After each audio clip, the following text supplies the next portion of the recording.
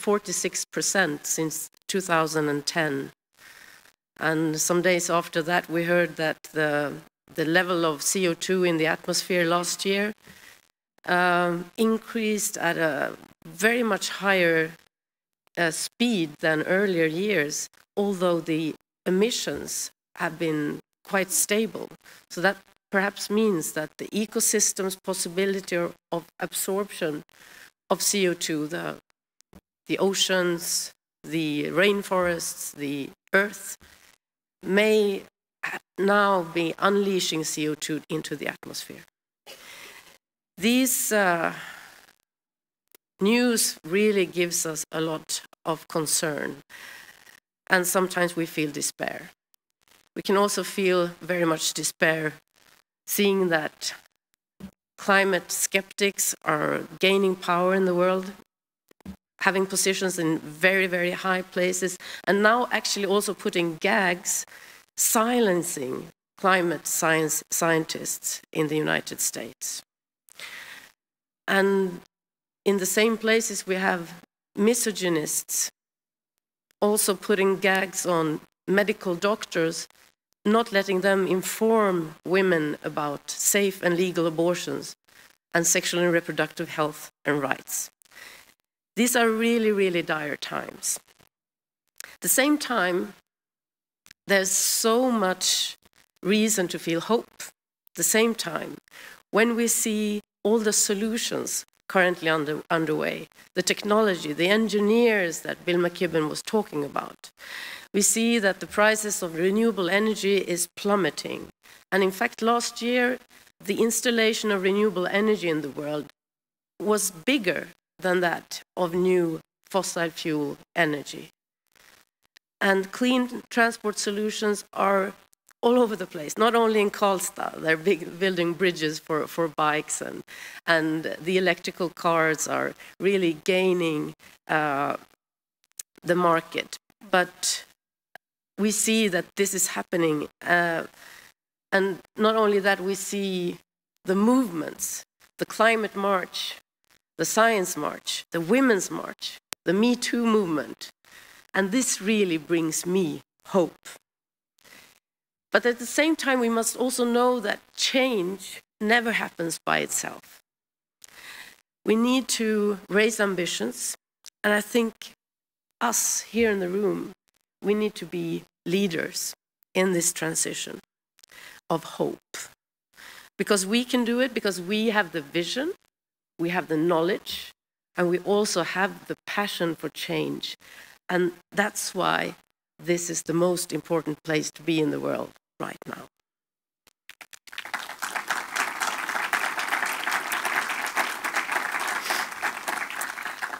So raising our ambitions, that's what us, the Greens in Sweden, are trying to do here in Sweden and in government. So the aim of this government is to take Sweden to be one of the first or the first fossil-free welfare nations in the world. Yeah, come on, come on. And although we're a small party, we got into government and we've really set our mark on this government. We're the first explicitly feminist government in the world. We have set climate as one of this government's three top priorities. It's work, it's jobs, it's education, and it's climate. And we've set the goal that we should have 100% renewable electricity in Sweden by 2040, and the target of 50% more efficient energy use by 2030 already. We're closing down nuclear. Decisions have been made to close down 4 reactors already. And we passed a new climate framework with the Climate Act, with also connected to that an independent climate advisory board. This framework is the most important climate reform in Sweden's history and sets out the implementation of the Paris Agreement in Sweden. And as Gustav already said, we have the target of net zero emissions by 2045, and after that we should go negative. And as so far, these are the most ambitious targets in the world.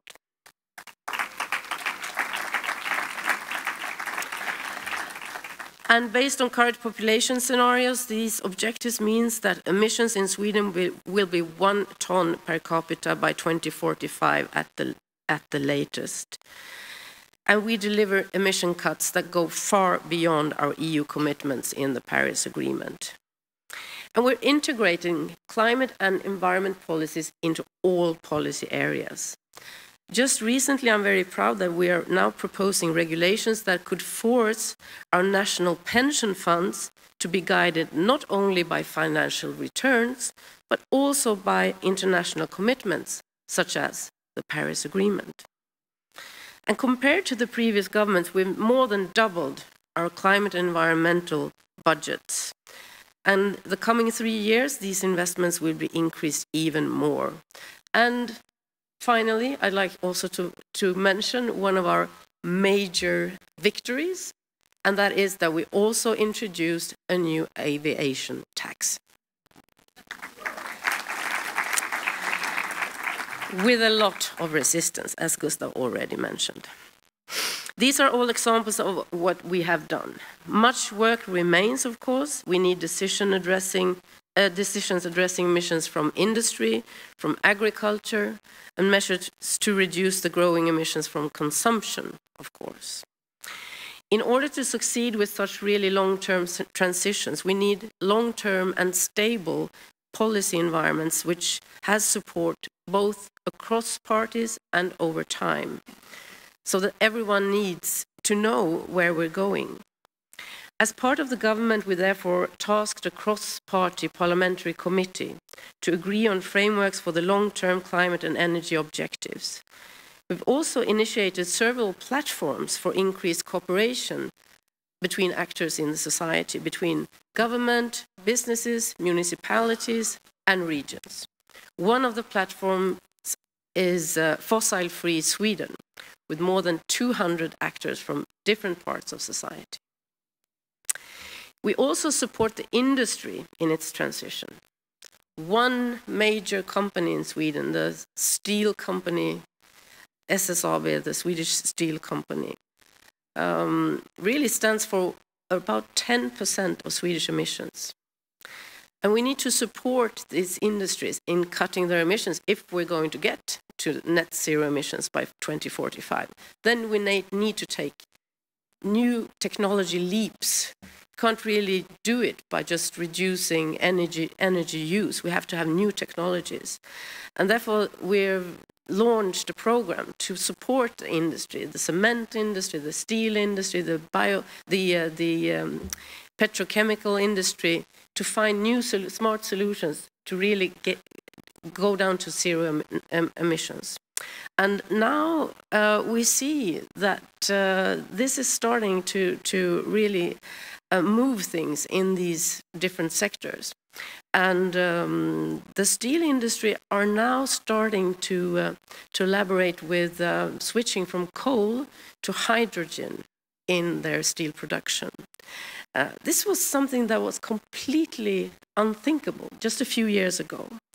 And I think that if fossil-free steel production is possible, I don't see anything that can't be solved. Being in government hasn't always been easy. We need to be very open and frank about that. It hasn't paid off very well in the polls. But looking at the results, there's no doubt that the Greens are responsible for major sustainability acceleration in Sweden. Sweden is now ranked as #1 in several rankings of national efforts to implement the Paris Agreement and Agenda 2030. More and more we see support for the green view that the green transition is not only possible, but it's also profitable for the industry, for Sweden. Everyone sees the great advantages in not being stuck with the old technology, but actually being first with the new technology.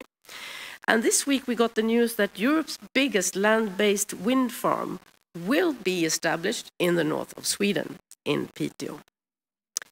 Yeah. So we're seeing that external investors are really looking at Sweden now. And just a few months ago, we also got the news that Europe's biggest battery factory will also be located in the north of Sweden. So, Rainer, this is what happened last night in Sweden, actually. So, in the Paris Agreement, we achieved a delicate balance that enabled us to move forward. We must stand by this balance. Everyone needs to contribute, and no major emitter should be allowed to avoid its responsibilities.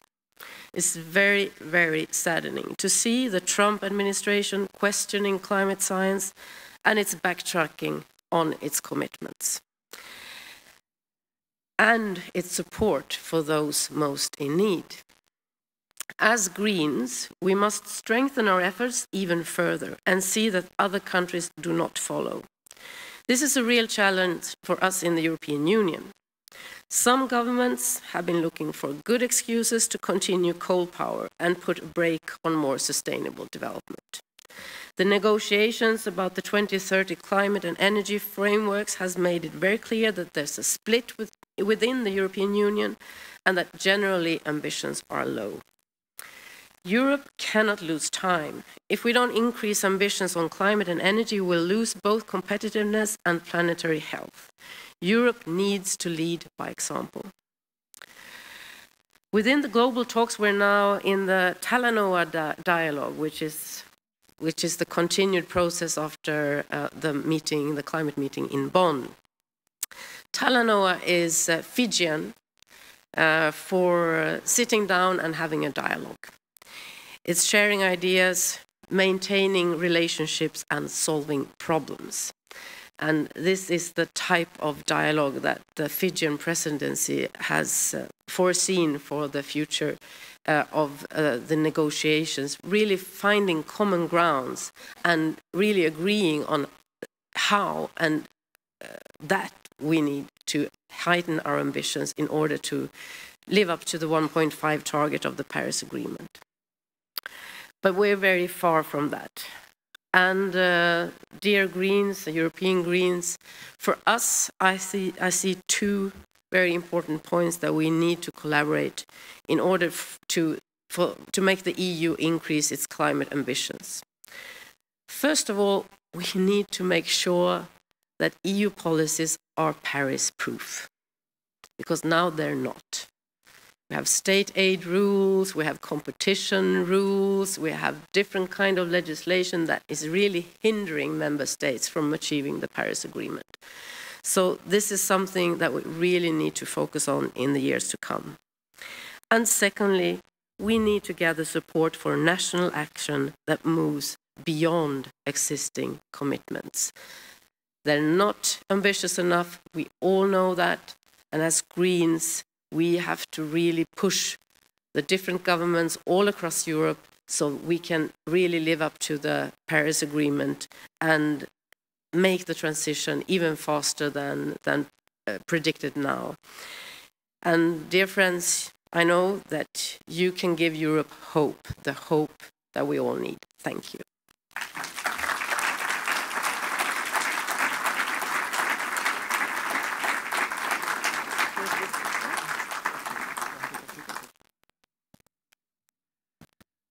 Tusen tack, Isabella. Thank you so much. I think there were many things I would highlight from Isabella's intervention, but I think one of the key takeaway messages really is what a huge difference it makes when you have Greens in the government, and what concrete difference it makes at the level of climate policies and climate ambition. And I just want to share from our side, from the rest of the Europe, that you really are a beacon of hope here in Sweden. And when we look at what is happening in Sweden, that really encourages all of us in all other countries to strive to reach the same. Now, our second panelist is Claire Roumet. She's the Executive Director of Energy Cities. Energy Cities is the European Association of Local Authorities in energy transition. And perhaps, Claire, you can say a few words about the organization. But please, Claire, you have the floor.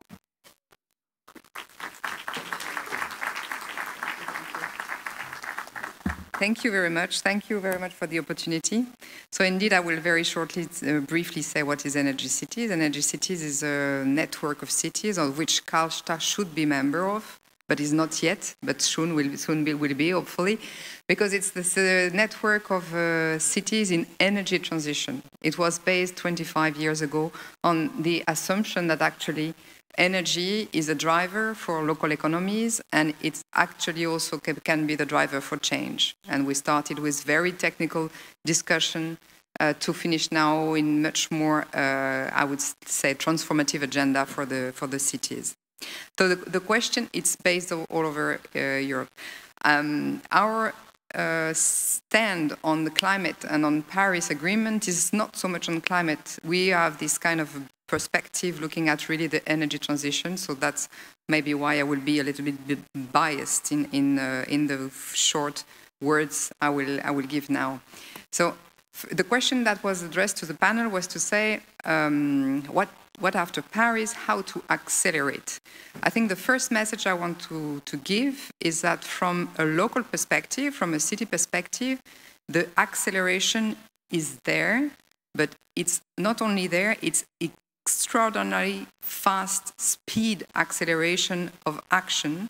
And we can really see that on the energy side, actually, because when you look at all climate policy that you need to do, energy is a big part of it. It's not the only one, as were said before. The transport one is also very important, and there is a number of other policies. But on the energy side, we can see that we have started the transformation of the energy system we are in. The one that we knew forever is not the one that will be there for in a decade. It's very difficult to predict when we will achieve this transformation, but the transformation is ongoing. It means that everywhere, local authorities are starting to put solar panels everywhere. They are starting to investigate about mid-sized storage capacity. They are starting to put smart grids everywhere. They are starting to invest massively on wind. So there is a lot going on. For us, the problem is more to see if we want to accelerate, and that was the question, if we want to accelerate, we need to make sure that the current main energy system actors, meaning mostly the very big companies, such as the one you have, Vattenfall, for example, we need to make sure that those ones, because they know that the transition is ongoing, sometimes they are actors of this transition, but most of the time they are really the ones that are making sure that we don't go too fast. They have everything ready. The only thing that they need for the moment, before there is a really absolute massive rollout of those new solutions. I'm not saying everything is mature. There is a number of technologies that are still ongoing, like the hydrogen and so on. It's still things that are coming in. Not everything is ready. But most of the time, things are ready much before to go onto the market. And the only thing that is happening is that the big companies, those big companies, make sure that they can still do a lot of windfall profit with their old system, because the old system doesn't need investment, and to go into the new system, it needs a lot of investment. This is the same thing that is happening in the car industry factory, where actually most of the car industry have everything ready for doing 100% electrical vehicle, but they don't want to put it, they don't want to say it, they don't want to show that it could be done easily, because they have to have their return on investment on the technology that is currently on the market. So on that, there is a need for clear leadership from the political leaders to say just no, and to say this to stop. And the car industry, it's a good example, because now there is a number of cities or states or regions, like in Wallonia in Belgium, it's a region that have put in their new government agreement that the cars that are on fossil fuel technology will be forbidden by 2035, I think, because there is a number of dates, and all the dates are always different, but because there is a race. And that's where there is a lot of need for leadership is because when you set a date and that you say that it is possible to become the first fossil-free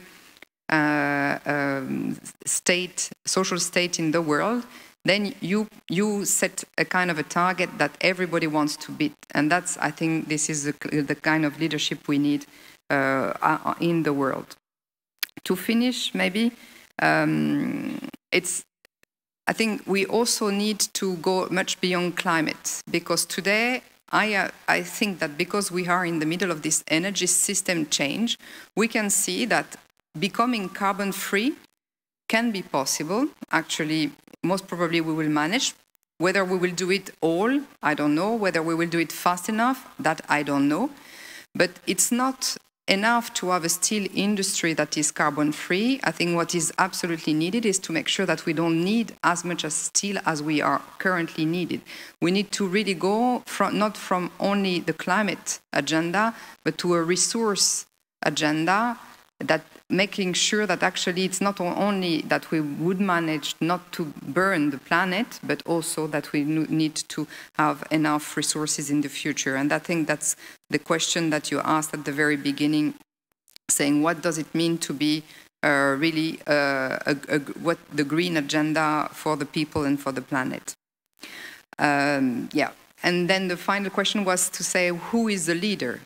Well, I think that's maybe the wrong answer, because we are looking at, okay, Trump is now no more a leader, so we don't have a leader. EU is no more leading, although in any press release of the European Commission we can read, we will soon become again the leader. China is far, far away from us, and they have been beating all the race on many of the technologies that we are supposed to deal with. So the question is more that now, and that seems for me that was the most important thing I came back with from Paris, is that it's a shared responsibility, it's a shared agenda, and if we want to lead and show and always teach people, then we are losing the momentum. The transition that we have to do technologically is possible. That's why we can set very ambitious targets. What is very needed now is to make sure that we are relocalizing our economy, making sure that the economic development is actually the one that is based on the resources we have at local level as much as possible, and to do the connection in between the different nodes. And for that, what we need is not so many leaders, but we need extremely strong partnerships. And that's, I think, for me, what we can learn from Sweden, because Sweden is doing partnerships, multi-level partnerships, from the government to the local council for very long now. And that's one of the key of the success of the implementation of all the targets you put, because you have these very strong partnerships. But it's the example that you've just given, saying that if you want to have a fossil-free Sweden, you need to have a specific platform, you put all the different players together. This is the governance transition that we need, and for me this is a key for accelerating the transition. Thank you.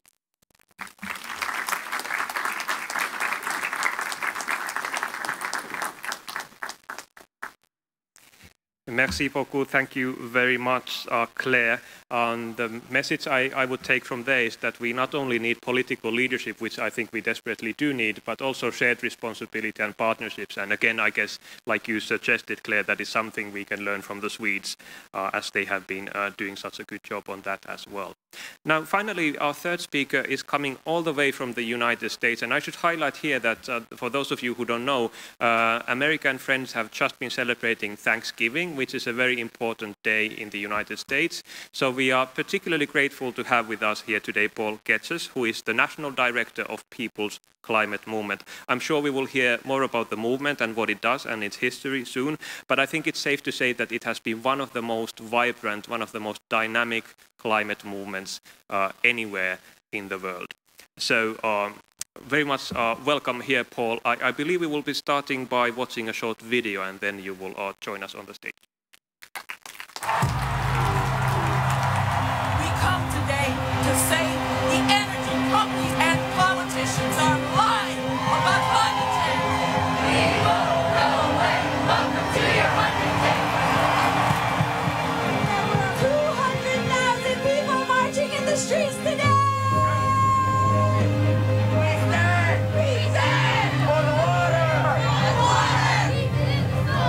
surround the White House with tens of thousands of people. The whole earth is sitting down at this moment.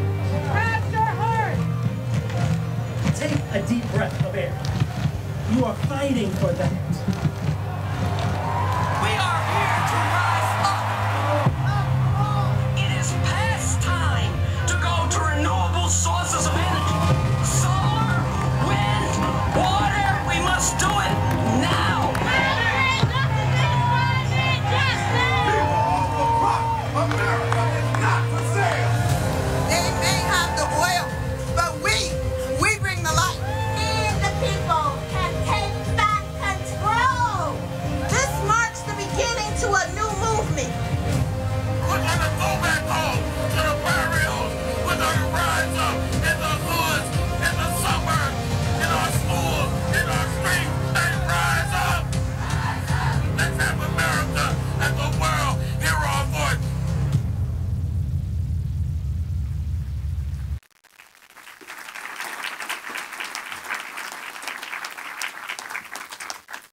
Good afternoon, folks. And first, I wanted to thank the European Greens and thank you all for inviting me to speak today about, regrettably, a not very good topic, but the Trump administration and my country's response and focus on climate change right now. I also wanted to thank my co-panelists. And, you know, one of the themes that I heard in the speakers was the need to be in power. And for us, you know, in the United States, the resistance movements, all the resistance movements, if it's climate or racial justice or labor or the women's movement, we are very clear that we have to reclaim power. And so a lot of our focus are in the next midterm elections in 2018 and, of course, the presidential election in 2020. I wanted to start off just by saying a little bit about the People's Climate Movement. And, you know, we grew out of the march, the massive march that was part of a global day of action in 2014. When we organized that march, one of the things that we really wanted to make happen and prove, particularly to the American public and to elected officials, was that the climate movement was not an environmental movement, but that the climate movement was a movement that was, as we said, it's going to take everyone to change everything. And so we went about to really build a broad-based coalition to build out that movement. And so for us, you could see it was not just traditional environmental organizations, but frontline communities and environmental justice organizations were in our leadership. We worked with labor unions, we worked with multi-issue organizations, students, youth movements, faith, etc. Since 2014, we've been working to strengthen and build that multi-sector movement. And we've really been exploring with trying to figure out how to use the power of traditional institutional organizing with labor unions, with community organizations and NGOs, but also really use the digital and open source technologies that really allow us to get to scale, as we've seen particularly in the United States over the last year. We've moved over 600,000 people in over 300 cities over the last 3 years. As you could see, the last time was April 29th. And we've continued to change the narrative about climate in the U.S. And we've also created the political environment and the political momentum for change at the local and the state level. So I wanted to talk a little bit about what happened coming out of Paris. You know, the Obama administration, through an executive order, the president has the ability to create some policies, created the Clean Power Plan. And the Clean Power Plan was really a way to transition us off of, you know, coal plants into clean energy. And so, you know, even after Paris, that implementation was going to be a fight with Republican governors and Republican states, but we were geared and ready to do that. You know, and the organizing work was happening. We had Sierra Club and continue to have Sierra Club closing down coal plants. We have 350 and others engaged in infrastructure fights around gas pipelines and oil facilities. We had Standing Rock. We had a number of various movements and campaigns that were happening. We had California leading the country, although with a mixed record around kind of implementing additional climate policies. And then we had states and cities beginning to think about climate change and addressing climate change, with New York State and Washington State being two of the leads. So we also started to talk about really focusing not just on climate justice, but really climate action that was rooted in economic and racial justice. And building this collaboration and this coalition, we had planned way before Donald Trump became president to be in the streets on April 29th, the day that you saw those videos from, to really push the next administration, who we thought was going to be Hillary Clinton, to be bigger and bolder and make massive investments into a new clean energy economy. And we saw what happened. So Trump became president. And, you know, I'm not sure how much people in Europe and the rest of the world understand what President Trump is doing, but he is doing more than tweeting. He is actually dismantling the administrative state. And that is the biggest danger that we face in the United States, between positions that are not being filled, by defunding agencies, and by actually putting people in charge that are tied to the oil and gas industry and corporations in corporate America. And so this is what we're really seeing from the Trump administration. The executive orders around climate, dismantling the Clean Power Plan rules, really dismantling any climate action policy, appointing people from the fossil fuel industry, Tillerson from Exxon. These are the ways that the Trump administration is really attacking on climate, in addition to defunding programs. We've withdrawn from the Paris Agreement. We are now the only country in the world, given that Syria joined the Paris Climate Agreement a few weeks ago, that is not part of the Paris Climate Agreement. We're putting a tariff on solar panels. He is now implementing policies to extend the life of coal plants, potentially cutting light vehicle emission standards, cutting methane emission standards, and potentially opening up the Arctic for oil drilling. We are in a crisis state in the United States. And the way that we have to address this for PCM and for others in the resistance movement there are three things in terms of our strategy. We have to resist. We have to be in the streets, and we have to fight the attacks that this administration and their partners are doing around climate, around immigration, around people of color, around poor people, and around women. Every one of our sectors and movements are in the streets fighting. But fighting is not enough. We have to build our movement. And for us and others, that means going to the grassroots, going into the communities that are fighting every day and building the skills, providing the resources, and building the collaborations between our different movements and the different sectors of the progressive movements to really build enough power so we can win.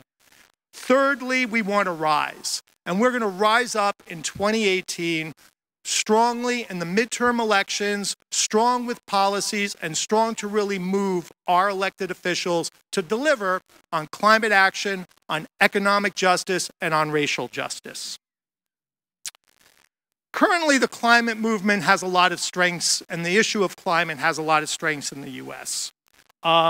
As a result of 2014 and the work over the last couple of years, we are much closer and integrated in other progressive movements, particularly around social justice.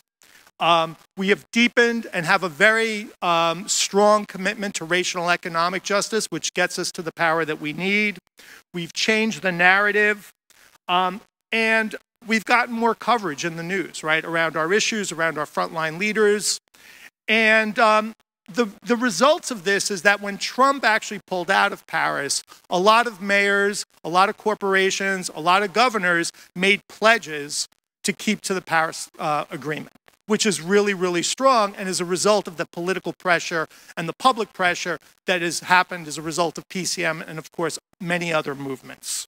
April 29th was the largest mobilization in the U.S. outside of the Women's March. So it shows that there is the desire to get into the streets.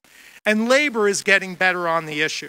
The AFL-CIO, which is our national labor federation, actually came out for the first time with a statement on climate change.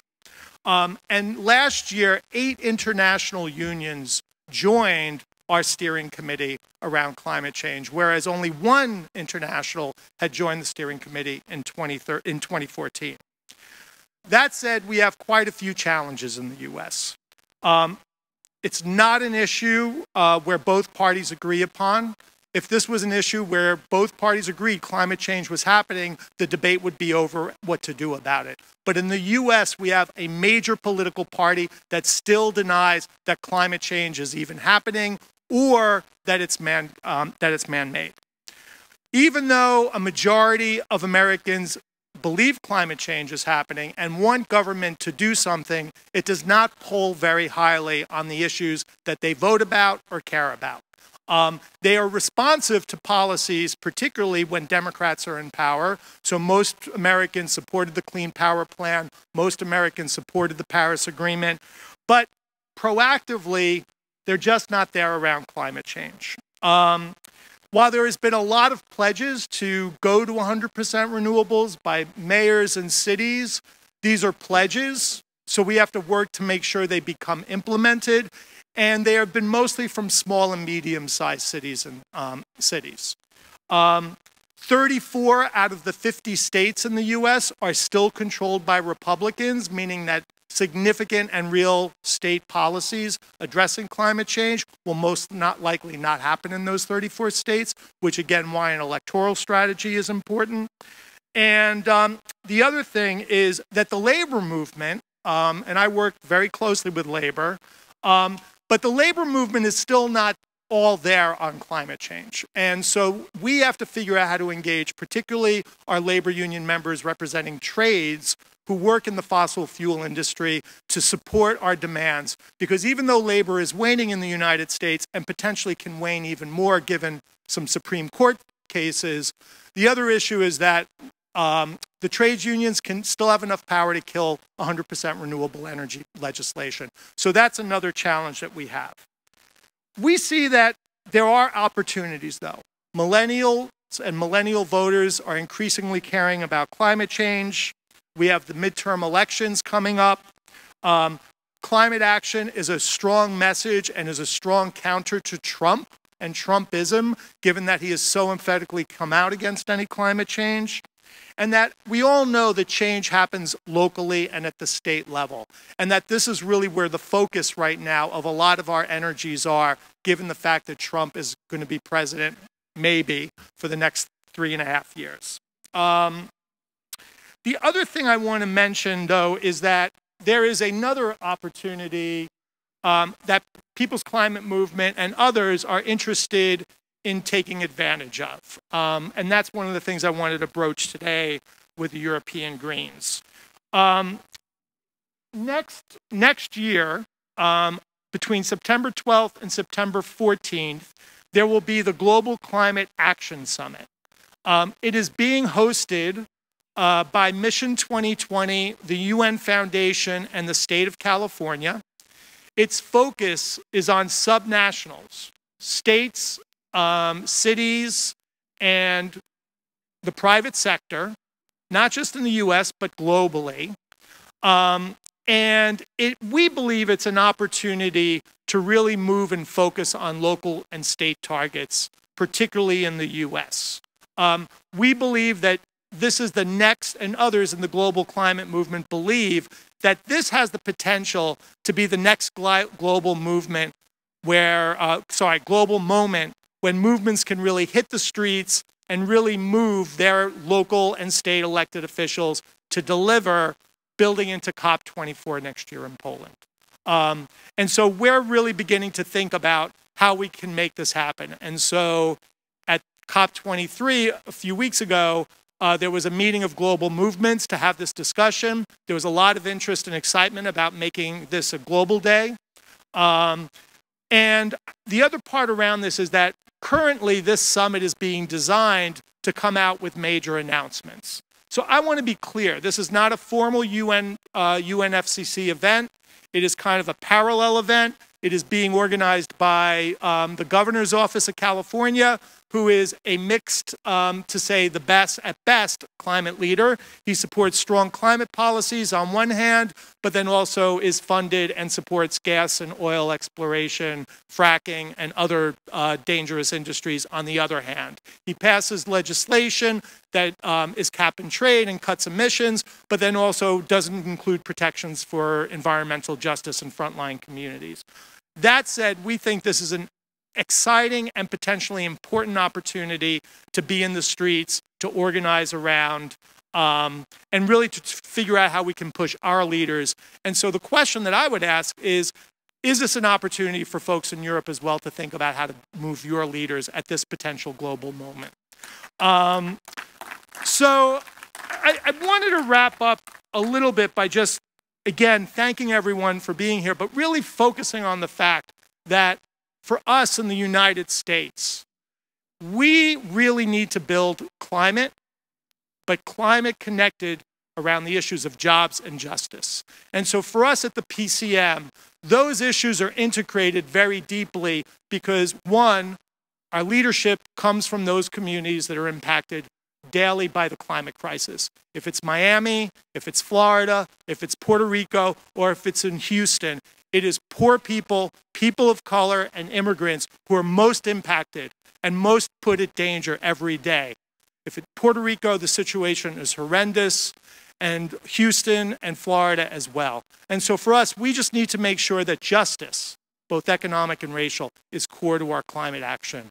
And so with that, I just wanted to thank everyone, and I will close out.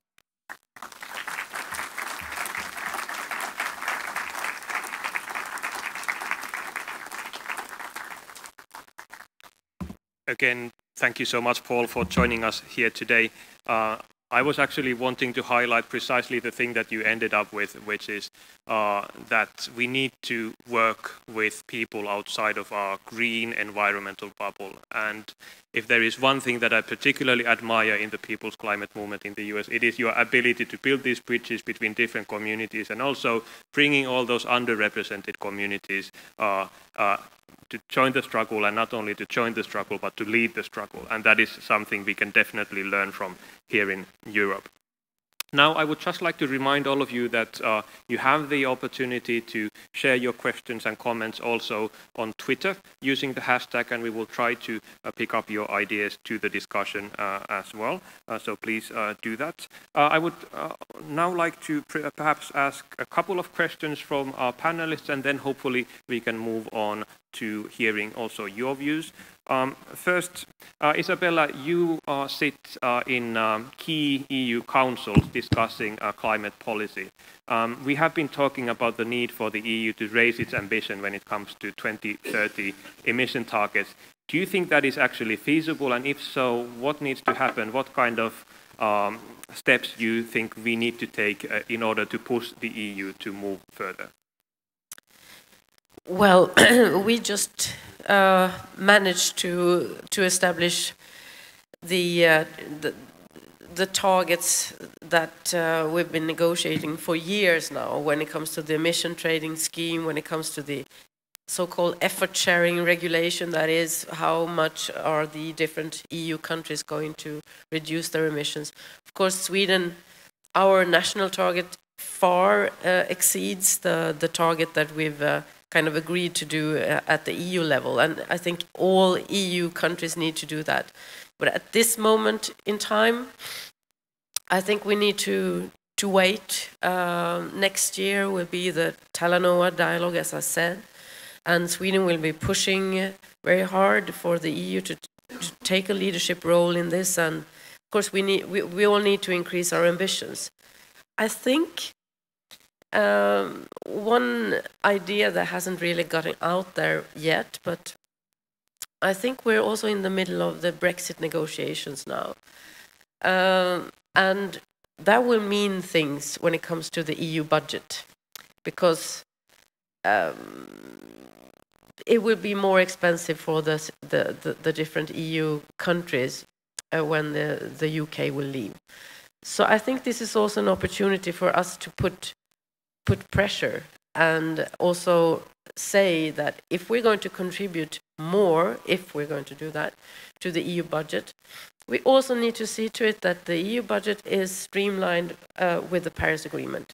Because as I said earlier, I think there's too much contradiction in EU policies now, where we actually struggle here in Sweden with this government to try to give tax breaks on solar energy, for instance, or try to put levies on things that emit, because there's the competition rules at the EU level, there's state aid rules that is really making it very, very hard for us to support green technologies, because there must be kind of a level playing field for different technologies, irrespective of if they're based on fossil fuels or renewable, or what type of technology there is. But that kind of, talking about Trump, that trumps everything, the level playing field on competition at the EU level. So I think we need to work on that.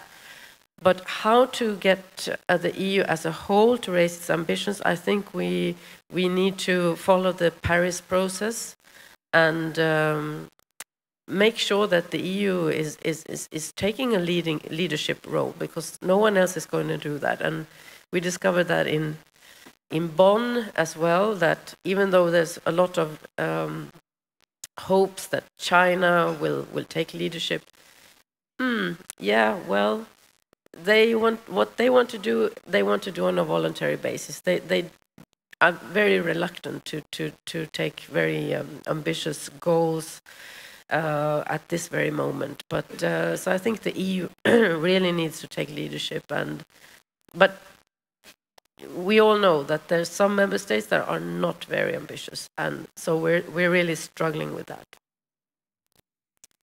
Indeed, so basically push for concrete climate action. Perhaps that will open up room for higher ambition in terms of targets, and then use the UN process as a tool or as a forum to discuss these issues, if I listen to you correctly. Claire, you already offered the opportunity for Karlstad to join Energy Cities. I wonder if you can tell how that happens. We have a lot of green local councillors from all across Europe, how they should get involved in Energy Cities. But I would also like to ask you to perhaps elaborate a bit more the role that green local officials and elected policymakers could have locally.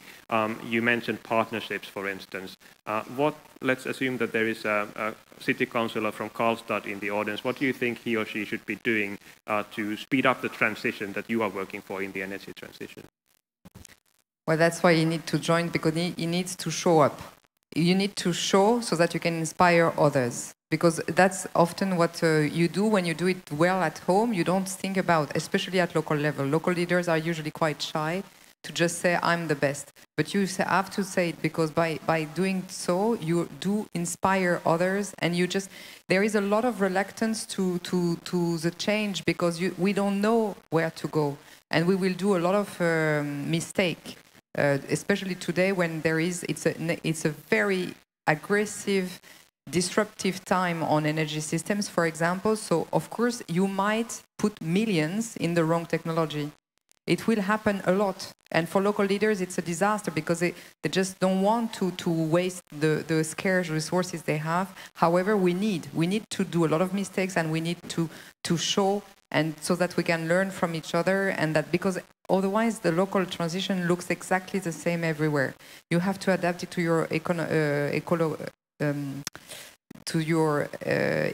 ecosystem, but apart from that, you can really learn from a lot.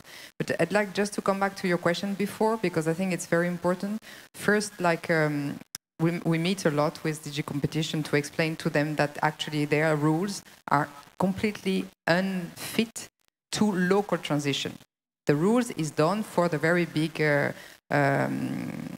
wind farm that you will have in the north of Sweden. In that case, the rule is perfect. But for anything which is medium size or small size, it's just not fit, and it doesn't make any sense. But I have learned that actually a lot of member states are using, when they want to give state aids to their own energy mix that they want, and that it's obviously it's a real break to the competition. And then the Commission says, well, no, that you're breaking competition. And then they put the card on energy security.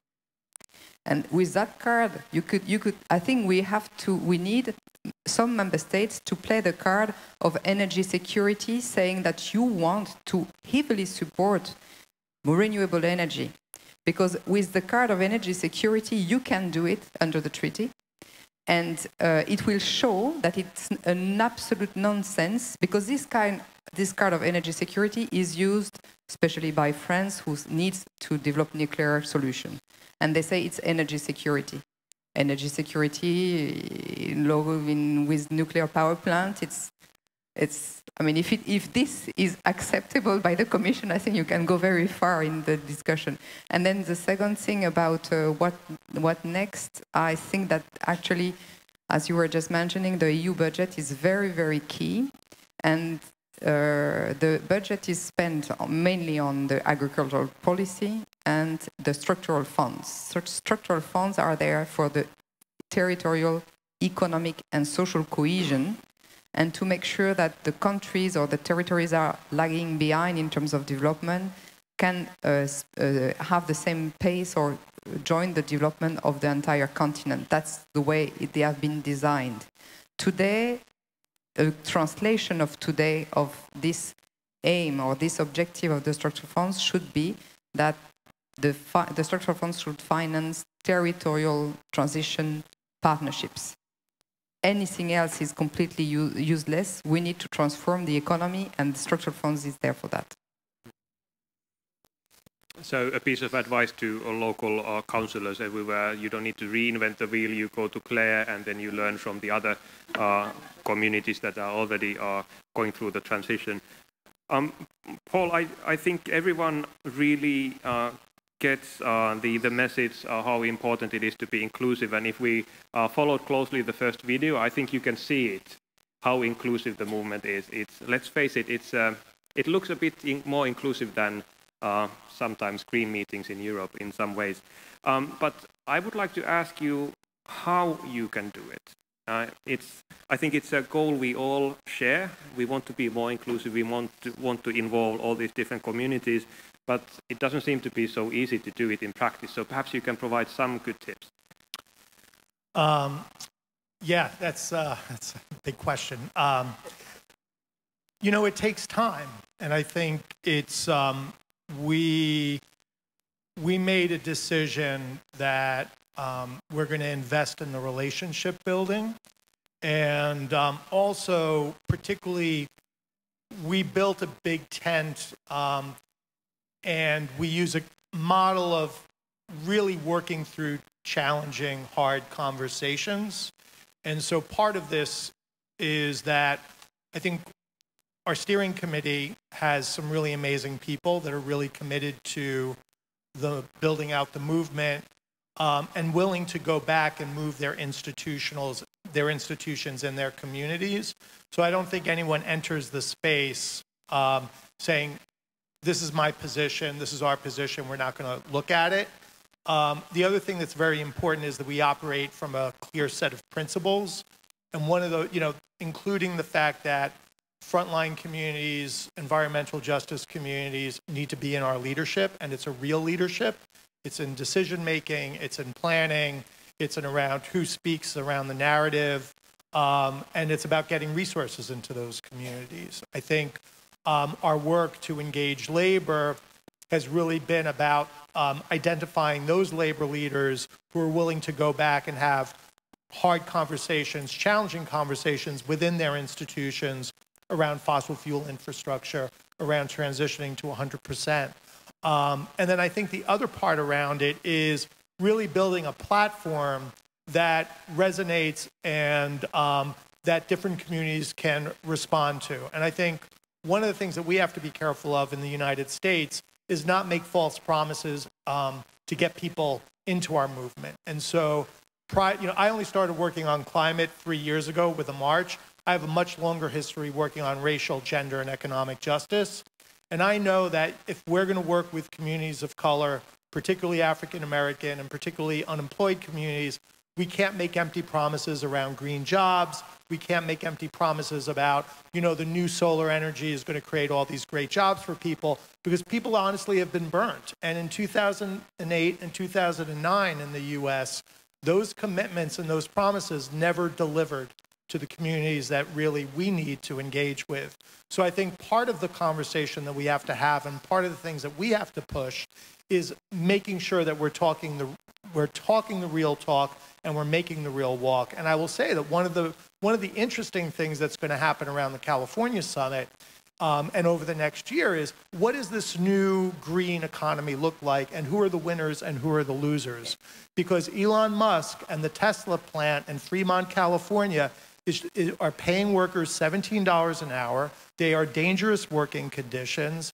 You know, 300 or 400 workers got fired a few weeks ago when I was out there having an organizing meeting.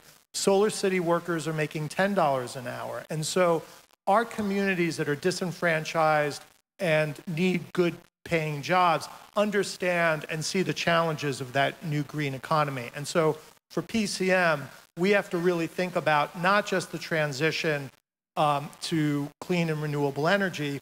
We have to think about the transition to a new economic future, which includes good jobs, the right to unionize, and not treating communities on the front lines with deep disregard. So I would say that.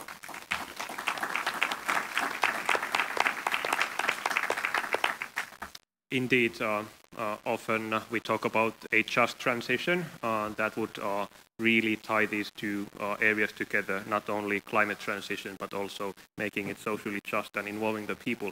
Now, the funny thing is that I can't really see anything from this podium. So if there is someone trying to get the floor, that is unlikely to attract my attention, but there might be a hand over there. And I think there's also perhaps a microphone. So why don't we start over there? And yes, very good. Please. Thank you. Eirik Skander, Scottish Green Party. I want to pick up on that last point about the just transition and Paul's discussion about involving the labour unions, and perhaps to ask Claire and Isabella the extent to which you have been able to engage with the labour unions when you're talking about making a rapid transition for energy or other industries, steel industry and so on. Because, of course, trade union representatives are not going to support the agenda if it's going to mean that their members are going to be facing mass unemployment. And so there needs to be a discussion both ways, I think, between the unions and the Green movement. And I'm a lay officer in an educational trade union. We wouldn't lose many members, but I have many comrades in the trade union movement in Scotland who would lose members or would lose jobs if we went to a rapid transition to a green economy without taking their concerns seriously into account. So I'd like to ask how you're able to do that in Europe. Thank you. Let's take a couple of interventions from the floor and then move on to our panelists. There, perhaps someone, yes, please. Eva Sofin-Jakmat from the Polish Green Party. My question may be especially to Isabella. I've been into COP23 and unfortunately COP24 will be in Poland under Polish presidency. And my question is, I have two questions. The first one is about Talanoa dialogue.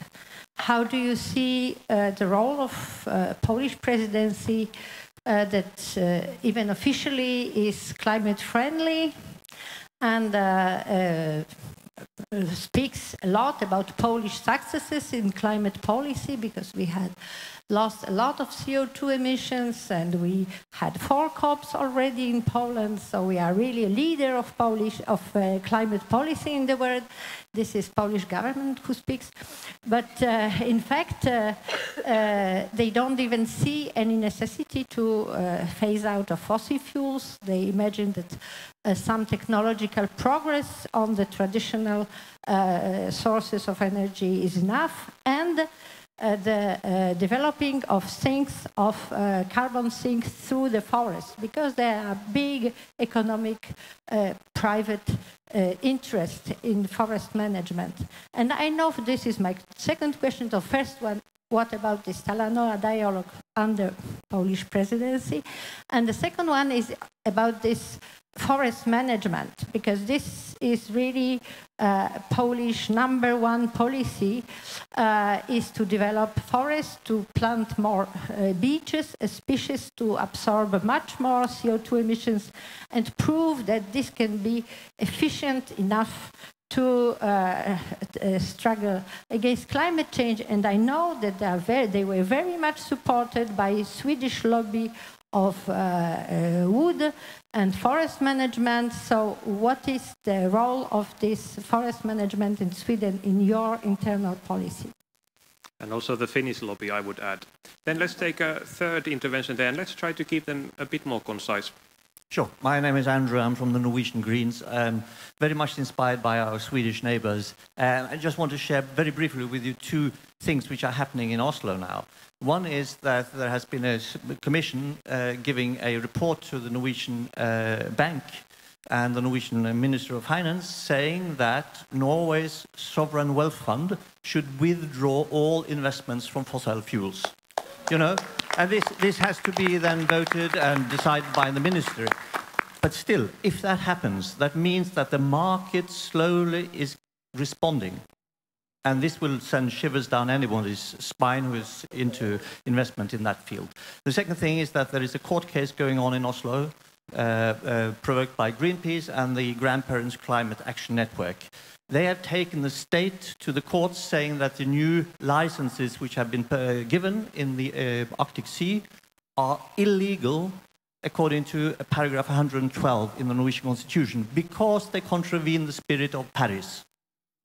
Now, if that goes through, that again will, you know, slowly start revolutionizing things. So I just wanted to share that with you. Thank you.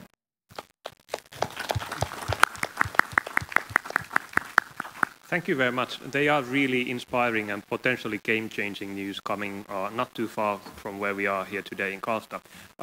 Working with labor unions, Poland, forest management. Let's start with those. Perhaps, Paul, you want to go first? Yeah, I mean, I think we are, we're actually right now in the midst of, within some of our partners to see how far we can go to get some labor unions to support 100% renewable and clean energy and to support stronger language around transitioning off of fossil fuels. I think from their perspective, they're going to want much stronger statements from our environmental partners around the right to unionize in the new industries. And so that is part of the conversation that we're having. I think saying something in paper, saying something in principle is one thing, but communicating that message consistently and strongly and publicly is another, and then actually following up on those actions is another. And I think it's hard because, I'm going to be honest, we have some partners who say, you know, Elon Musk is doing so much for this. Is he really the person we want to be beating up on? And others that say, well, this is the new energy economy, and we need to hold, if we can't hold him accountable, who else are we going to hold accountable?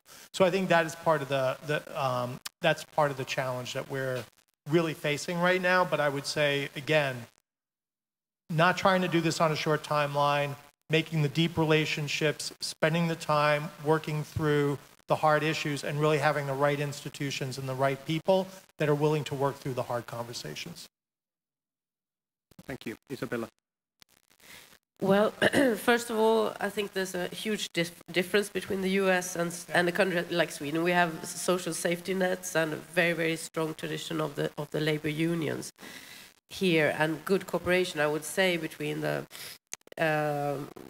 companies, the labor unions, and also and the state. So normally, what great quotation that's often repeated is that from the labor unions, they say, well, we're not afraid of new technology. We're afraid of old technology, because that means we will lose our jobs.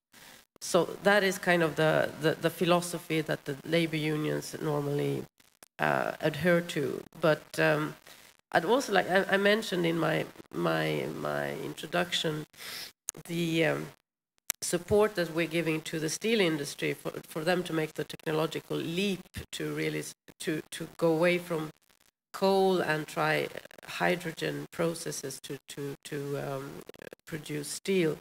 And that is actually the first time ever, as far as I know, we had a press release from the Steel Industrial Workers Labor Union actually congratulating the Greens. So that was kind of a landmark press release that we were very, very surprised about. But they thought that it was great that we were actually introducing this support for research in this and to collaborate on this process. But I think the issue of fair transition or just transition is extremely important that we keep in mind. And I really like the way you describe the climate movement in the US, that it's about everything. It changes everything. Because I think this is a huge opportunity we have. When we're talking about the green transition, we should not only be talking about energy or emissions or like natural science stuff, but actually about people. And this is the possibility we have to really build a more sustainable society, more inclusive society, and where we also can talk about things like how much time do we need to spend each and every day working, and like the inner qualities, values of life. And this is the time when we actually can bring up these things. So I think we should build on that. And I think maybe us as Greens, at least in Sweden, sometimes we're very much into the technical details on how we're going to do this transition, rather than talking about the inner values, about social justice, about gender equality, about everything that comes with a green society, the one that we want to see with our vision. So when it comes to Poland, I'm very, very happy that we have some Polish Greens here, and all the best to you. There's no secret that Poland is maybe the least progressive country in the European Union, and we had very, very hard talks during the Bonn meeting, because what happened in Bonn, with US withdrawing from the Paris Agreement, China and India, together with Saudi Arabia and Iran and South Africa, all of a sudden they started talking about the Kyoto Protocol. So you guys, you haven't lived up to the Kyoto Protocol yet, so why should we be discussing the Paris Agreement?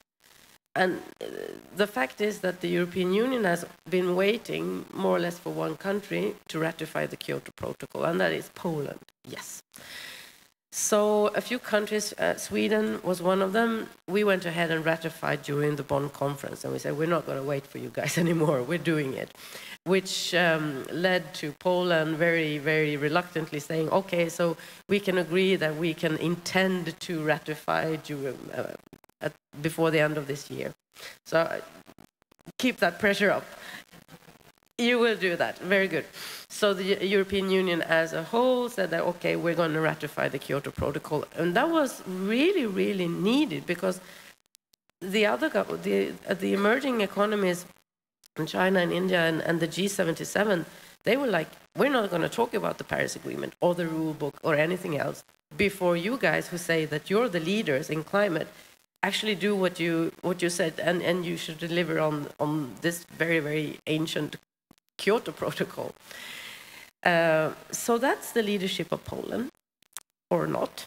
So we're quite concerned about Poland having the presidency, and hoping that we as the European Union can join in as much as possible in the preparations of the conference, and of course with the Talanoa dialogue.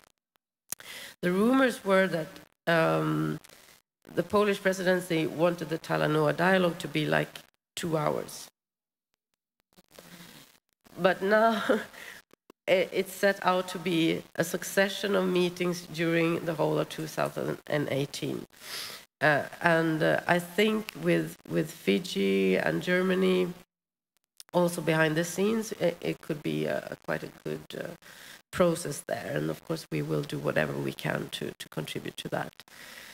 When it comes to forest management, this is very complicated because the conditions for forests are so diverse in Europe. And Sweden and Finland are very forest-rich countries. Some countries don't have any forest, almost any forest at all. So what is important is that what we want to be able to do is to use our forests sustainably, but not count it as a carbon sink. To just say, because if we, actually Sweden turned out #1 on the German Watch list of EU countries who's doing, no, not EU countries, 60 or 80 countries in the world. We came out on top when it comes to climate. And why was that? We were actually negative because the carbon sink of our forest was counted. So, I mean, don't tell the opposition parties in Sweden, because then they will say, okay, fine, we don't have to do anything anymore. We have the forest. And, you know, actually, they are going to say that. And I think that's what they're saying in Poland, too. So we need to keep those things separately. I think it's fine that we can use biofuels and we can sustainably use our forests. Covered by forests, so we have a lot of trees in this country. However, we don't want to have the conversation that with our forests we don't need to do the transition into renewable energy and the green transition. So that has been very tricky in the negotiations in the EU, because sometimes we end up with the wrong friends among the EU countries for the wrong reasons, but maybe sometimes for the right reasons. But it's difficult, and I think we need to keep a close eye on this. The study Isabella is referring to is the Climate Change Performance Index, which, like Isabella suggested, ranks Sweden as the top running country among all countries on climate policy. Now, the thing why I'm saying it here is that Sweden's ranking, despite this, is #4, because German Watch refuses to give ranks 1, 2, and 3 because no country on the planet is doing yet enough. So even though Sweden is the best in the world according to this index, even Sweden has to do more, and I'm sure that Miljöpartiet is working on that every single day. Claire, I wonder, because Poland is going to be such a key player, especially next year, I wonder if there are any Polish cities in the Energy Cities network, and if you work together with them, and if there's something you have learned working with the Polish policymakers that you could perhaps share with us.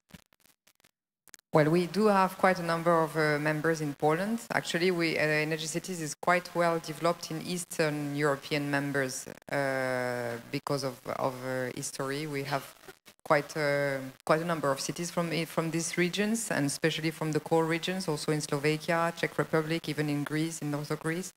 But the thing is that in Poland, currently what they are telling us is that it became completely impossible to work with the government, and before it was.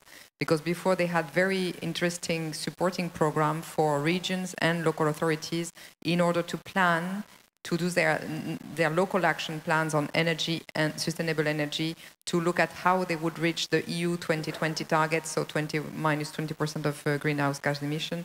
And now all this support, so it was a lot of soft support, but helping structural funds of the EU coming in to the city. And because of the government currently, it's all this long-lasting structure that was supporting the cities is destroyed, and it's a real problem and a real issue of concerns. Just to come back maybe on the trade unions, because I think that's a very key. I'm very jealous in a way in the kind of alliance you managed to have in the United States, because it's true that in EU, although at the EU level, the trade unions are always very positive in terms of wording, in terms of action and real potential move. They don't move at all on the climate justice agenda. it's all very fade, I would say. But we have very good examples at local level, because the thing I think that actually for the trade unions, we need to go on to real action, real solutions. For example, in the south of Netherlands, there were a whole mining region, and what they have done is use the knowledge of the mining workers. They had an extensive knowledge that nobody has on how the galleries were built, where there was space, how you could imagine to have a storage capacity. And these old mines are now transformed into a heating storage capacity with water and so on, using geothermal technology and so on. So I think the thing is that workers of the old industries do have knowledge which is absolutely critical for the change and for the transition. So it's not something that we will not lose anything. The problem we have is that trade unions are relying today on most of their members are coming from very big industries. And most probably in the future, the big industries would be less numerous, and we will have more local factories, most probably the future of the very big industries, they will still always have some, but will not be so many. And then for sure, of course, then it means the trade unions will have to reinvent their model. And I think that's why, for the moment, they are not part of the debate. I know that the European trade union movement is really trying hard to negotiate with the Polish trade unions and to keep them on board and at least keep them from blocking any progress. I'm again trying desperately to see if there are any hands up. I can see one over there and there's another one. Very good. Yes, please go ahead. Hello. My name is Borislav Sandov. I'm from Zelenite, the Bulgarian Greens. So Bulgaria is a country which is going to be a presidency country for the next year. I have a question to Mrs. Isabel Lovin about the clean energy package, which I'm a bit skeptical because during the Bulgarian presidency has to have a final decision by the European Council, and even that European Commission and especially European Parliament is pushing for higher targets. The Council with such a presidency in such countries like Poland, do you think that we can achieve a higher target, especially in the context of the climate changes and the last predictions and what the scientists think about the emergency of the situation and how faster we should move to this transition? And another question maybe to the other speakers about the climate adaptation, because so far we are talking about climate adaptations just about money and funds, but we are not talking about the solutions and technologies. And I'm trying to put this in the agenda that if we prioritize those practices and techniques and solutions which are at the same time climate adaptation solutions and mitigations, climate mitigation solutions, if we prioritize those and trying to implement not just for the developing countries but also for the developed countries, maybe we'll achieve higher goals. Thanks. Thank you. And then there was one over here. There, yes.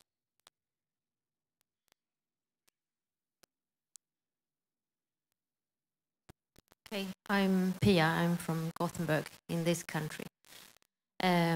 Thank you, Isabella, for your nice speech. I know you're well worth listening to. I missed the first part of it. I would like to ask Paul something that made me a bit sad. And I know it's true, so it's a true sadness. We can't give empty promises about green jobs, you said, something like that.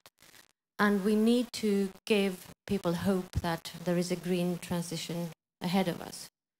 It's not just behind us and we'll just give up. But what can we give? What kind of green jobs and green economy can we work for? What can we say? What can we promise? Have we got something that works? And I heard you, Claire, tu as promis que ça va marcher dans le transport et de l'énergie. It will work in the transport sector and in the energies. We have seen results there, and we can show. And we can also see some results in the industries where they have transition going on. But what about food and water production? What about waste management? Isn't there a very huge green rehab that we can we can really show. Can't we show the good examples?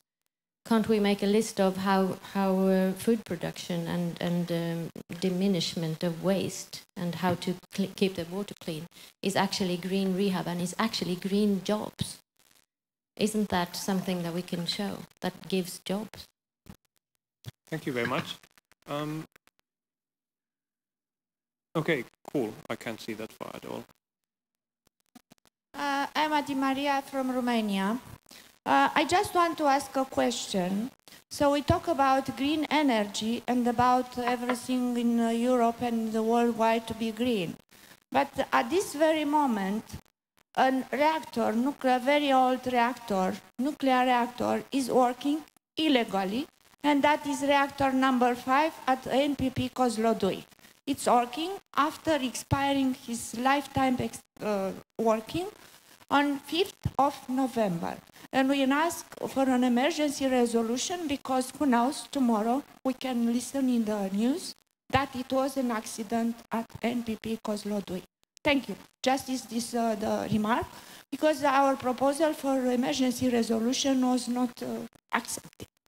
So, yeah, this is just a comment. We are discussing the different resolutions in compromise amendment sessions, and they will also come up on Sunday, so there is also an opportunity to come back to some of these. But yes, now our reactions from our panelists. Isabella, you go first. Okay. Now, when it comes to the clean energy package, I mean, it's obvious to everyone that we need to ramp up the ambitions on renewable energy, and this is part of what we need to do when the EU should live up to the Paris Agreement and follow the heightening of ambitions. But I'm not into all the details of the negotiations. I don't think I'm the best person to answer your question. When it comes to green jobs, I mean, what we want, what we need to have is a sustainable society as a whole. I mean, every job needs to be green, and every process needs to be sustainable. And we need to have circular economy, and we need to reuse material, and we need to create an economy and jobs that are truly sustainable. There's not such thing. There shouldn't be such thing as green jobs and then you have like brown jobs or black jobs in the future. No, everything needs to be sustainable. That's how I see it. And I mean, when we're talking about the costs of the green transition, the new climate economy report has pointed out that there will be investments in infrastructure in urban and rural areas over the next 15 years of some $90 trillion. So if we're going to make it, if we're going to really live up to the Paris Agreement, we need to make sure that those $90 trillion are all sustainable, all going into green and sustainable infrastructure. And we need to make the transition in the agricultural sector, in the energy sector, waste management, and all of that you mentioned. Everything needs to make that transition. So we need a holistic approach, and I think on the EU level we need to harmonize everything to make sure that this is what we have in mind. It's not something on the side that should make us live up to the Paris Agreement. It's impossible. I mean, we have 5 times as much subsidies going to fossil fuels today than going to renewable energy. So that's the first step we need to take. Get rid of all these subsidies to fossil fuels and really make the level playing field for renewable energy, which is emerging anyway now. So I think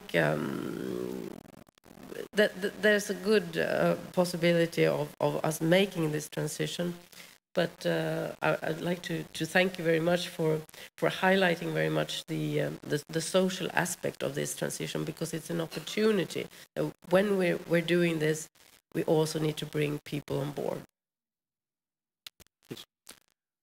Yeah, when we were, before the election, when we were all hoping that Hillary Clinton would be president, we were thinking through what would our demand be around a bold investment for the transition. And, you know, we have a big coalition with partners that, you know, would have supported her plan. You know, then there were others that were more radical, that wanted something bigger and bolder. And, you know, the question that I posited was that, you know, the U.S. government was willing to spend $1.3 trillion to save the banks and the real estate industry and our economy, which really meant the banks, Wall Street, and the real estate industry, because that money didn't go into working people's pockets. And so the question that I had, if we're really going to be radicals and if we're going to really call for bold investment, is why don't we start at that figure? But, you know, a coalition's hard to get people aligned. And regrettably, we didn't have to have that conversation because of the Trump presidency.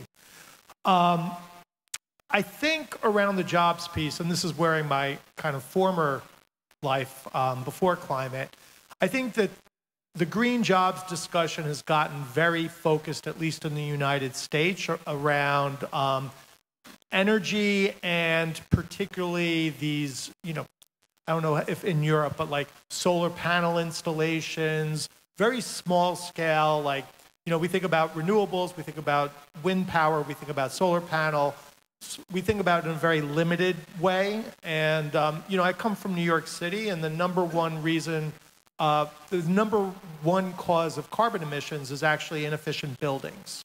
And so really we need to think about rebuilding and making our buildings much more energy efficient. I think Isabella talked about the way we manufacture, waste management, resiliency efforts, and transportation. And I think that one of the challenges that we have in the US is it's a challenge and it's an opportunity. I think for us, an investment in mass transit and public transit is radical. Like, I just want to be clear that that in itself is a radical notion in the United States. Yet it's doable. And so I think we have to really think a little bit about, and how we talk about it, is what is this new economic opportunity? And while I completely understand the need to transition and shut down fossil fuel infrastructure and disinvest from it, I think sometimes in the US, particularly in the climate movement, we get so focused on that one issue and we don't break beyond that. And I think that's one of the things that we're trying to do at PCM. But to answer the question is, there is more than enough. The timeline, we have to do this quickly, we have to do this rapidly, and we have to do this at scale. The question isn't how many jobs do we need to transition to a clean and renewable energy economy. The question is, will our elected officials, will our corporate sector invest and make the commitment? And if that investment's there are plenty of jobs to do. We just have to fight for that investment. Thank you. Let's have one from the back next. Thank you. My name is Kelly Yen. I'm from the Global Greens.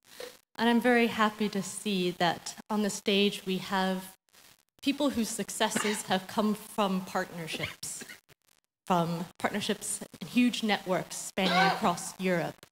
And you're speaking here to a grand partnership of green parties and activists across Europe, and then me representing the global partnership. So my question for you, and I ask this to all the speakers, including Oras on behalf of the EGP, how do you, reflecting upon ourselves as green parties, how do you recommend that we can strengthen our partnership?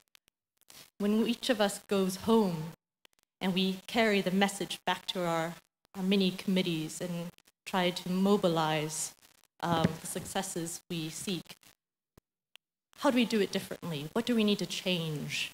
What should we let go of old habits? And if we were to speak honestly to ourselves as we are doing today, what do we need to really do differently to excel? Thank you. Then in the second row.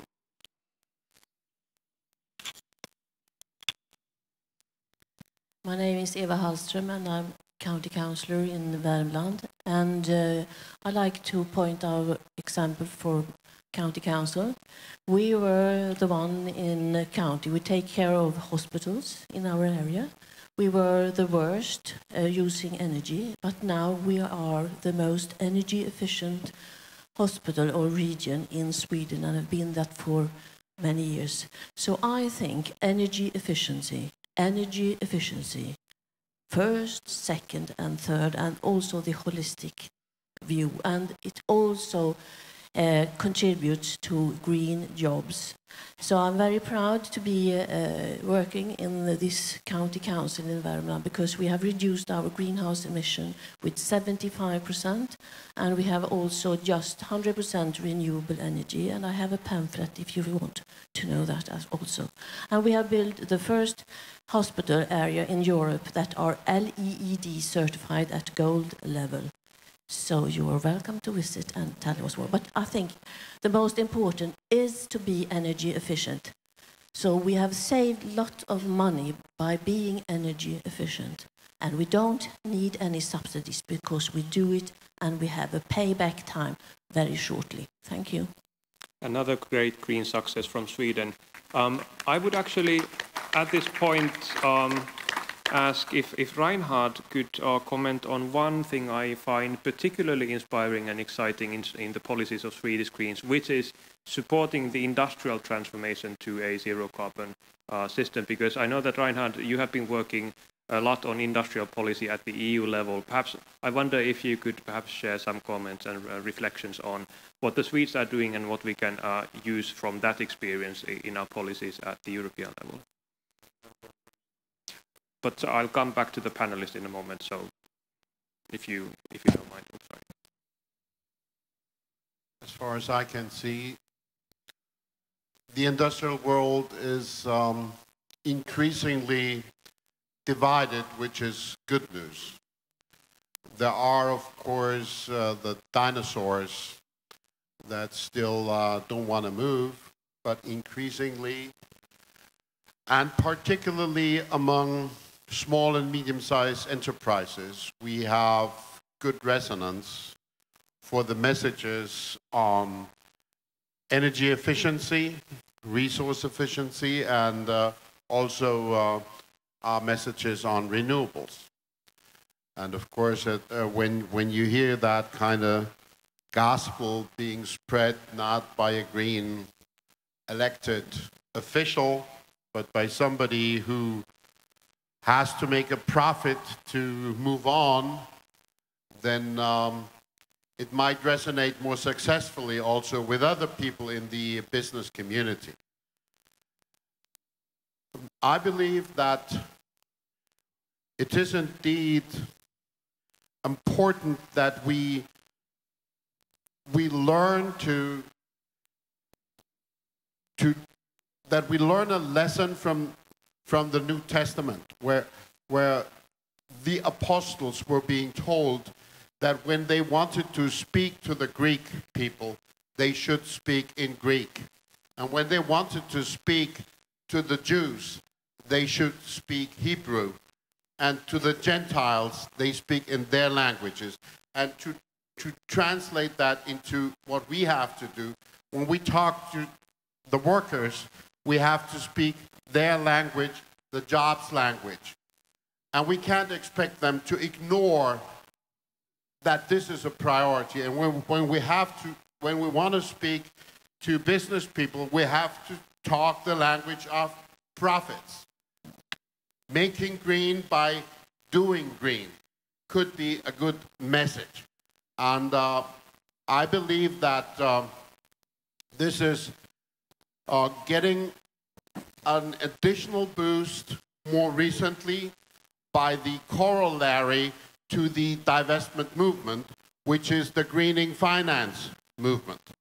All of a sudden, there is a merger, a pincer movement, if you so wish, between the arguments, the ethical arguments for ethical investment and the financial arguments that say it's the fiduciary obligation of investors not to risk their investment because they could turn out to be stranded assets if the transformation goes on as it has begun to do, and particularly what Andrew said, the sovereign wealth fund from Norway has always been a leader in the past, and there are other leaders too.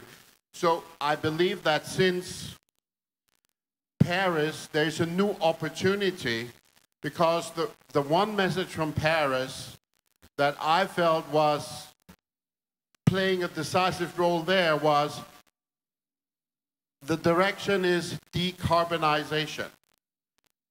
Pre-Paris, we always had zigzagging signals. Are we going to build a fossil energy future, or are we going to build a renewable energy future? I recall in Germany that in around the years 09 and 10, we were almost convincing industry that renewables was it. And then came, surprisingly and sorrowly, I must say, the great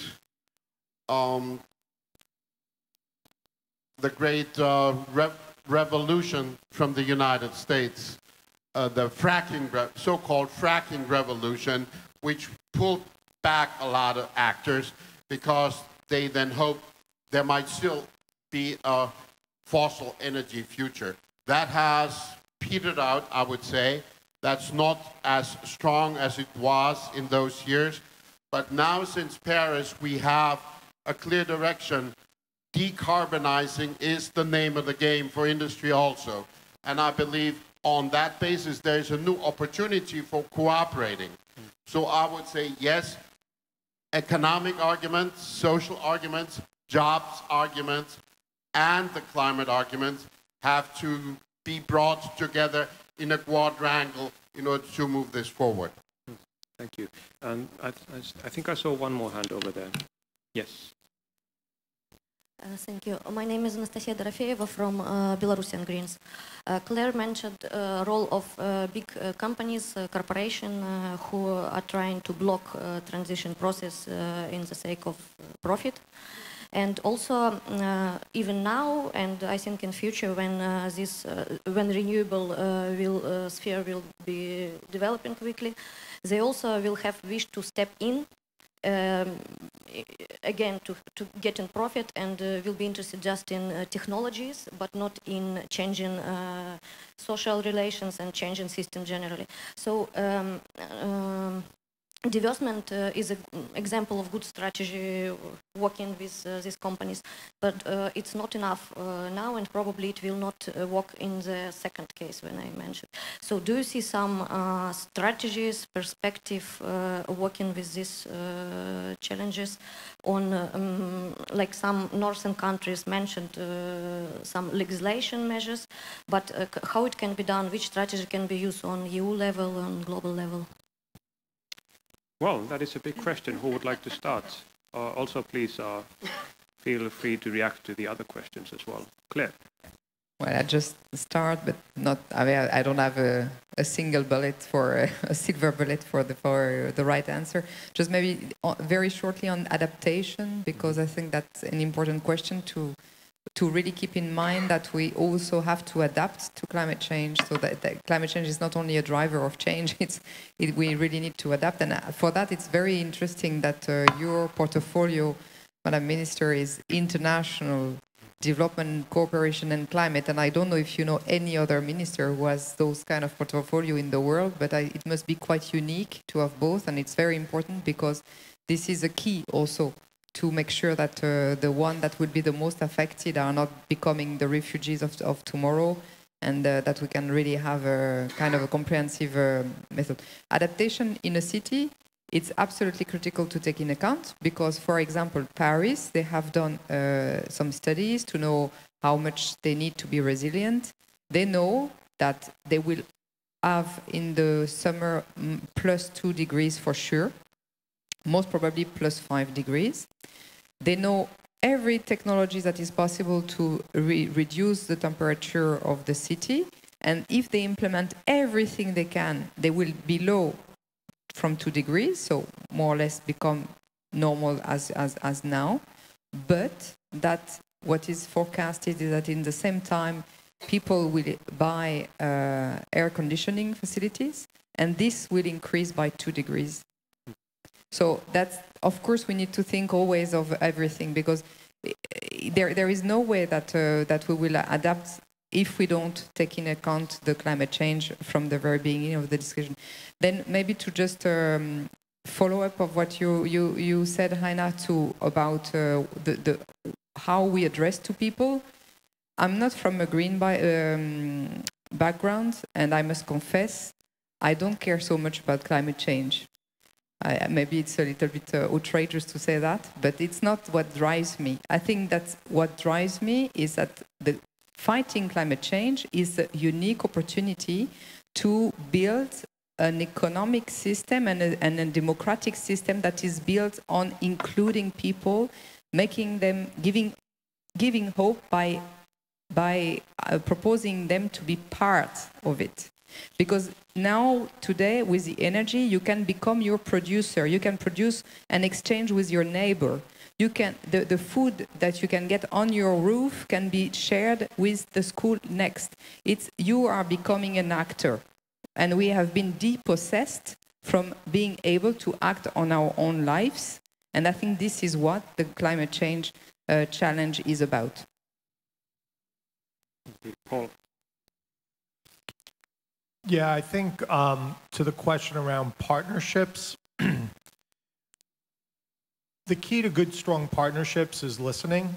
And I think they're, particularly in the environmental movement in the States sometimes, there's been a way of just saying, well, this is what we need to do, this is what's good for folks, this is the way we need to do this. And I think what's different is really starting where people are at. And I would say, yes, it's talking about jobs, yes, it's talking about justice, but I actually would say it's really just listening to where people are at. And I think in the US in particular, it's been interesting because, you know, some of our labor leaders, and I want to be clear when I talk about labor, you know, the labor movement's diverse. There's the trades, and they've been very hard to move. There's the service sector, which is increasingly engaging around climate change, and then there's the public sector unions. And the public sector unions are somewhat engaged, but could be engaged at a deeper level. But one of the things that's been interesting, particularly in the service industry and the service unions, many of the leadership of those unions are women of color, women who come from diaspora communities in the Philippines, in the Caribbean, and their families are being impacted front lines by the climate crisis on a daily basis. And so for those union leaders, sometimes it's their personal story and their personal relationships that are able to get them to understand a little bit about what's happening around climate change. And so when you hear with those stakeholders around why they're at the table, why they're trying to work through that struggle, I think that's a critical component. I think similarly with the other sectors and constituencies, you know, faith, for example, is an important sector.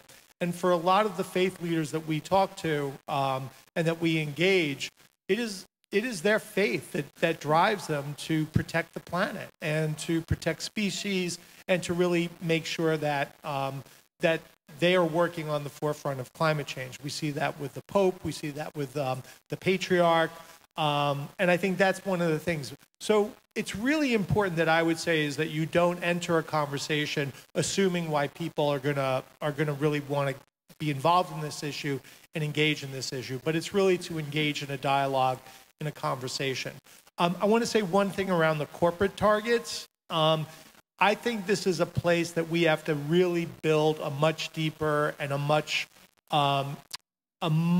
more strategic way to target corporations. I think the divestment movement is a great start, but it's not enough. We have to actually think about how we change the way that corporate leaders are thinking about these issues in the fossil fuel industries, but in other industries as well. And so I think that we, at least in the United States, really have to develop a much stronger corporate strategy, because the thing that we're concerned about, and I think as we talk about the Global Climate Summit in 2018, we know that there are going to be sectors that are going to come out and make big statements. And so one of the things that we're hearing from the governor's office is maybe the U.S. auto manufacturers are going to come out with some commitment to going to full electric vehicles by some date. And so, you know, we're going to hear a lot of good pronouncements. I'm sure everyone knows the term greenwashing. And so we really need to make sure that the corporate sector is not really just talking the talk for marketing and for ads and to get new consumers, but really doing the structural changes. And so, you know, I want to thank you for raising those issues. I wish we had a better answer. My only answer is that we have to be much more strategic and really think about a much better strategy around how to deal with those issues. And finally, Isabella. Yes. Well, thank you, Claire, for bringing up developing countries, because we've talked a lot about EU and the United States now, and we kind of forgot about that. But I think you're absolutely right that this is the opportunity also for new development in the developing world, giving the possibility of like leapfrogging into new solutions with much more community-based and community-owned energy production, which is available already now. I mean, if we're going to build old-fashioned, dirty, coal-fired power plants, and then build the transmissions into the remote areas where the poorest live, that's going to take decades. But with solar panels and renewable energy, that could be done like in 6 months, and that is also a social revolution. It provides the possibility for a young girl or a young boy to study at night with a lamp. It provides the possibility for girls not to be forced to go for hours and collect firewood for cooking or fetching water or whatever. I mean, this is really an opportunity for development that we now try to integrate into everything we're doing with development cooperation. But I think also another point there is when we're talking about the green transition and living up to the Paris Agreement, we must also have a gender perspective, a human rights perspective, a democracy perspective, because it's not only about the technology, it's about the people. And I think I provide quite a good link at the climate discussions, because we need to have gender policies in the Green Climate Fund, for instance, and Sweden has been pushing for that very much. And we need to have all these perspectives on all the billions of dollars going into climate financing. And at the end of the day, there shouldn't really be climate financing here and development financing here, but it has to be more or less the same kind of financial flows that go into sustainable development. And at the end of the day, Agenda 2030, the Sustainable Development Goals, this is the sustainable world we need to achieve by 2030. And on talking to the Greeks in Greek and all of that, I mean, it's really fascinating when we're starting to talk with the different very, very polluting industries in Sweden now. They represent some third of the emissions. So 1/3 from the transport sector and 1/3 from the industries. And they are starting to realize, okay, so there's not only, I mean, it's not only bad things happening if they go into this transition. And I had this conversation with a big mining company, that when they started looking at how they could reduce their emissions, one of the first things that came to their mind was to look at their heavy machines that they have down in the mines, which are fueled by diesel. And they could quite easily remove the diesel engine and put an electric engine on these heavy machines. So what happened was that they got much more silent. They've reduced the emissions that kind of was very damaging for health down there, and they reduced the costs. And the maintaining costs for an electric engine are far less than for a diesel fuel engine. And he said, like, we just didn't understand, why didn't we do this 30 years ago? because the technology was already there. It's just, you need to make the mind shift. And us as politicians, we can kind of push the industries into starting that process. And many, many times, they just realize that this is good economically, it's more efficiently, and everything. And at the end of the day, if the whole world is going to be fossil-free, fuel-free, then for the industries to be at the forefront, that would be a great advantage for them. And I think we succeeded very well in convincing the Swedish industries in this, and it's better to bring them along than just kind of fighting with them. Yet another great example from Sweden. Kelly specifically wanted also me to intervene on this partnership building. Let me just highlight one example from the side of the European Green Party.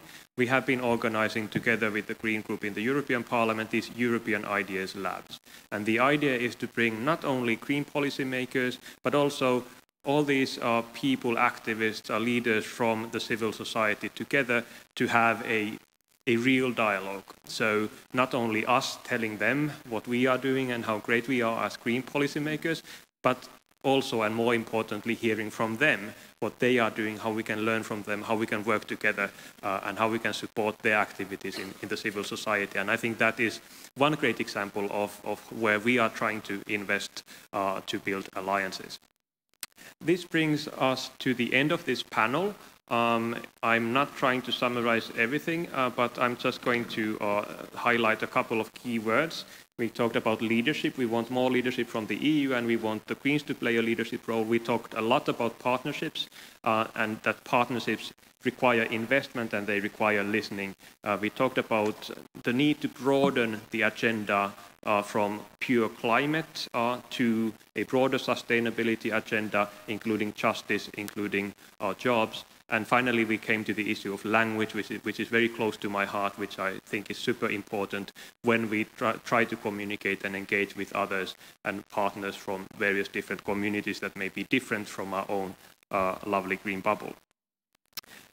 Now is the time for a coffee break, much needed, and then we will have a round of parallel sessions starting at 6:15.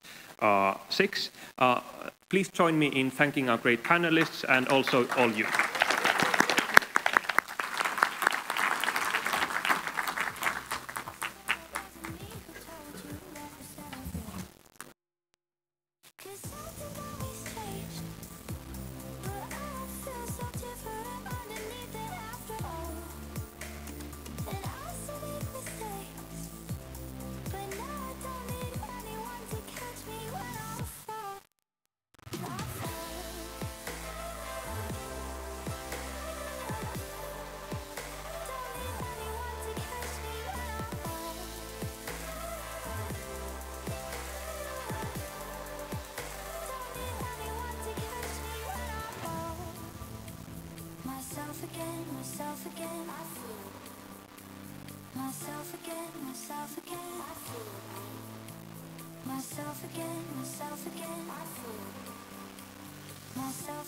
Myself again.